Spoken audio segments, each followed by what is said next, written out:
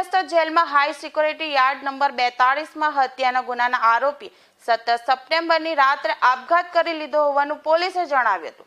આરોપીએ કયા કારણોસર આપઘાત કર્યો તે હાલ અંગબંધ રહ્યું છે। આરોપી વર્ષ 2017 થી કતારગામ પોલીસ સ્ટેશનમાં નોંધાયેલા હત્યાના ગુનામાં ધરપકડ થયા બાદ લાજપોર જેલમાં બંધ હતો।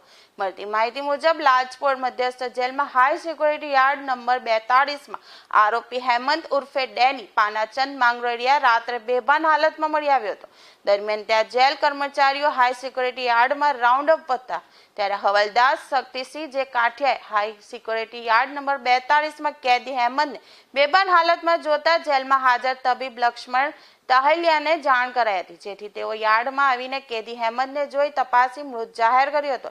હાલ સચિન પોલીસ દ્વારા ઊંડાણપૂર્વકની તપાસ હાથ ધરવામાં આવી રહી છે। जी आपનું નામ? મારું નામ અમિત પાનાચંદ માંગરોળિયા છે। અમિતભાઈ, શું ઘટના બની છે? કેવી રીતે તમને જાણ થઈ? ઘટના તો મને પોલીસે જાણ કરી। કતારગામ પોલીસે પીસીઆર લઈને આવ્યા હતા ઘરે 10:30 વાગે રાત્રે અને મને કીધું કે ભાઈને તમારા આ રીતનું થયું છે, એમ કે એને જાતે સુસાઇડ કરી લીધું છે એટલે તમે આવો એમ। એટલે મેં ત્યારે જ એમને પોલીસવાળા લોકોને કીધું કે મારો ભાઈ સુસાઇડ કર્યો તો એમ છે જ નથી, કેમ કે જે 8.5 વર્ષથી જેલ કાપી રહ્યો હોય એ માણસ 10 દિવસ કે 20 દિવસ માટે શું કામ સુસાઇડ કરે?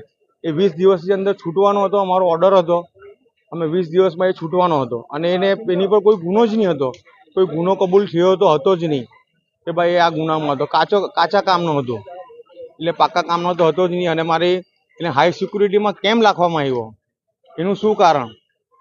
એને એવો જેલની અંદર શું ગુનો કર્યો કે હાઈ સિક્યુરિટીમાં રાખવામાં આવ્યો?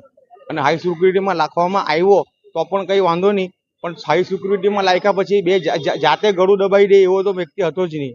એટલી તો એનામાં હતી અંદર કે ભાઈ મારે 20 દિવસની અંદર તો છૂટવાનું છે, તો હું શાના માટે સુસાઇડ કરું એમ।